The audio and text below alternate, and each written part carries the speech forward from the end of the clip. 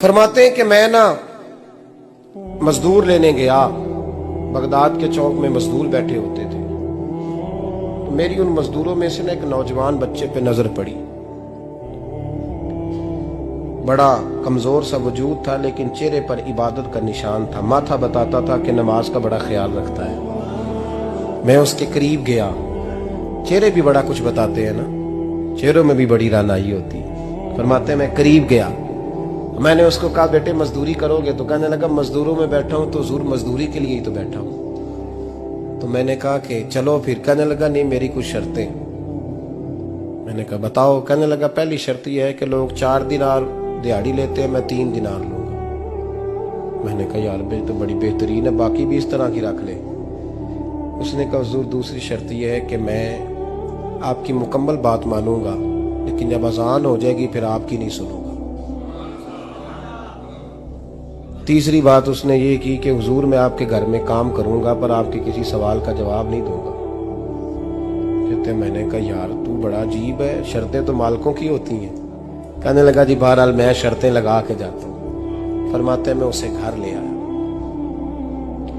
काम मैंने उसको बताया तो जो काम मजदूर सारे दिन में करता है ना, उसने 2 घंटे में ही कर दिया। हमारे मजदूर सिगरेट पीने में भी तो आधा घंटा लगाते हैं, वो चाय पीने जाएं तो पौना घंटा। वहां उनको भी तो दयानतदारी करनी चाहिए कि नहीं करनी चाहिए?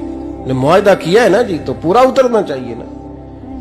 कहते 2 घंटे में। अब काम जब बंदा शुरू कराता है तो काम और निकल आता है। कहते काम मैंने उसको और बता दिया, वो करने लगा। उसने मिट्टी निकाल के रखी थी बाहर रास्ते में, तो अजान हो गई जोर की। उसने वहीं कुदाल छोड़ी कही और चलने लगा। तो मेरा बेटा कहने लगा इसको जरा बराबर कर दो। कहने लगे चुप कर जा, तेरे बाप से बात हुई थी, जब अजान होती है तो मैं किसी और की नहीं सुनता, सिर्फ अल्लाह रसूल की सुनता हूँ। कहते मस्जिद चला गया, नमाज पढ़ के आया तो दोपहर का वक्त था। मेरी बीबी कहने लगी इसको को खाना खा ले। कहते हमने कहा खाना खा लो। तो कहने लगा मैंने रोजा रखा, रमजान भी नहीं था, नफली रोजा रखा हुआ।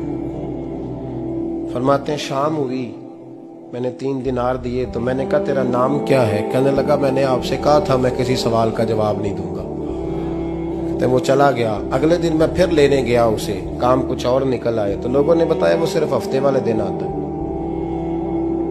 मैंने कहा क्यों? कहने लगे जी वो कहता है मेरा हफ्ते का खर्चा 3 दिनार है, जब 3 दिनार कमा लेता हूं तो बाकी सारा टाइम अल्लाह रसूल की जिक्र में गुजार दिया करता हूं।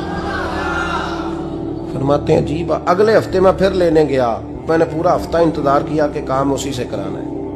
मैं जब गया तो मैंने कहा चलो। कहने लगा मेरी शर्तें याद है ना? और मैंने कहा याद है भाई साथ चल। फरमाते हैं काम कराया। 2-3 हफ्ते वो आता रहा। एक हफ्ते में गया तो लोगों ने कहा हुजूर आज नहीं आया। क्यों? कहने लगे बीमार हो गए। कहाँ घर है? कहने लगे बगदाद के कब्रिस्तान के पीछे जो कच्ची आबादी है उसमें रहता है। फरमाते मैं गया, दरवाजे पे दस्तक दी तो कहने लगा हुजूर आप हैं? दरवाजा खोला है, आ जाइए। फरमाते हैं मैं अंदर गया तो मैंने कहा तुम्हें कैसे पता चला मैं आया हूँ? कहने लगा हुजूर अल्लाह वाले हो, आप नहीं आना था, वरना अमीर तो गरीबों का पता लेने कोई नहीं आते।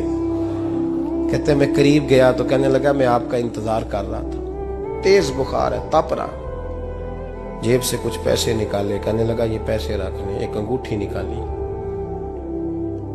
कहने लगा हुजूर आज रात को मेरा इंतकाल हो जाएगा, इन पैसों का कफन खरीद के सुबह जनाजा पढ़ के मुझे दफन कर देना, और जब दफन करो तो ये अंगूठी लेके असर के बाद हारून रशीद के पास जाना। आप उसे कहना मैंने मिलना है, पर वो आपको टाइम नहीं देगा। आप उसको आवाज दीजिएगा कि तेरी एक अमानत है मेरे पास। फिर वो आपसे मिलेगा तो अंगूठी दे दे, फिर आप मेरी तरफ से फारिग हैं। हजरत फरमाने लगे तेरा नाम? और कहने लगा हुजूर वक्त थोड़ा है, आज रात मैंने जाना है, बड़ी लंबी माफी मांगनी है रब करीम से, अगर मुनासिब समझे तो मुझे अपने रब से तन्हाई कर दे। फरमाते हैं मैं आ गया, पर उसकी बातों ने मुझे सारी रात सोने नहीं दिया। फरमाते हैं सुबह बड़ी मुश्किल से सूरज निकला, मैं गया दरवाजे पे हाथ रखा तो दरवाजा खुला हुआ था। अंदर दाखिल हुआ तो खुशबुएं मेरा इस्तकबाल कर रही थी। जब चेहरे से कपड़ा हटाया तो उसका तो इंतकाल हो चुका। इंतकाल हो चुका है, ऐसे जैसे किसी का दीदार करके सोया। कहते मैं तो 2 आदमी ले गया था जनाजे पे, पर पता नहीं दुनिया किधर किधर से आई, कहां कहां से। अखा जदों मीटियां जमाना मैनू रोवेगा, अपना ते अपना बेगाना मैनू रोवेगा। फरमाते हैं मैं तो 2 बंदे ले गया था, पर पता नहीं मखलूक कहां कहां से आई। जनाजा पड़ा, दफन किया। हारून रशीद के पास में असर के बाद गया, मैंने बुलाना चाहा पर बादशाह था, मेरी तरफ देखा ही नहीं। मैंने उसको कहा तेरी एक अमानत मेरे पास है। फरमाते हैं मुझे कोने पे ले गया, क्या बात है, कमरे में बुलाया, मैंने अंगूठी दी। हारून रशीद तो चीखे मारने लगा, कहने लगा अंगूठी वाला कहाँ है? मैंने कहा वो तो इंतकाल कर गया। कहने लगा मुझे कब्र पे ले चल। कहते मैं कब्र पे लाया तो वो लेट गया, तड़प के रोने लगा। मैंने कहा मेरा कलेजा फट जाएगा, ना उसने कुछ बताया ना तूने बताया, ये कौन था? तो हारून रशीद कहने लगा ये मेरा बेटा था। मैंने कहा तेरा बेटा और मजदूर? कहने लगा हुजूर ये हजरत दाऊद ताई के पास बैठा करता था, उनका मुरीद था, मुझे रोज कहता था अब्बा तूने बड़ी दुनिया इकट्ठी कर ली है, मरते वक्त तुझसे टांगे समेटी नहीं जाएंगी, इतना हिसाब नहीं तू दे सकेगा। मैं इसको समझा देता, इसकी अम्मा समझा देती। ये रोज हमें कहता छोड़ दो, आ जाओ अल्लाह रसूल की बारगाह में झुक जाएं। हम समझ। एक दिन ये चला गया, कहने लगा फिर तुम्हारा रास्ता और है और मेरा रास्ता और है। ये सोने की अंगूठी गलती से इसके पास रह गई, गलती से हीरे की अंगूठी चली गई। कहने लगा देखो मेरे बेटे ने आज वो भी वापस कर दी है। फिर तड़प के कहने लगा हारून रशीद था तो ये मेरा बेटा, पर मेरा मुर्शद निकला, मेरा पीर निकला। भाई जिंदगी तो बड़ी थोड़ी है ना। बाबा साहब ने कहा था उठ फरीदा सुत्या, और दाढ़ी आ गया पूर, अग्गा नेड़े आ गया, पिछा रह गया दूर।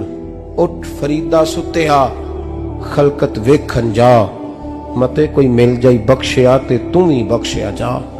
उठ फरीदा सुत्या झाड़ू दे मसीत, तू सुते रब जागदा, तेरी डाडे नाल परीत, मेरा रब